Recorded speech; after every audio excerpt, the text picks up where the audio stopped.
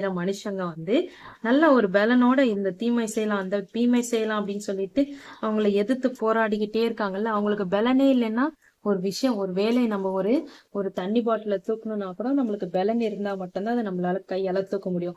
ஒரு வேலை செய்யணும்னா நம்மளுக்கு அந்த பலன் இருக்கணும். ஒரு காரியம் செய்யணும்னா நம்மளுக்கு பலன் இருக்கணும். ஒருவேளை அந்த பலனே நம்மளுக்கு சுத்தமா இல்ல, நம்ம ஒரு வியாதியில படுத்திருக்கோம், இல்ல பலனற்று படுத்து கிடக்குறோம் அப்படின்னும் போது நம்மளால யாருக்காவது தீங்கு செய்ய முடியுமா? நம்மளால எந்திரிக்க முடியல, யாருக்கும் நம்ம போய் நீ தீங்கு செய்ய முடியாது.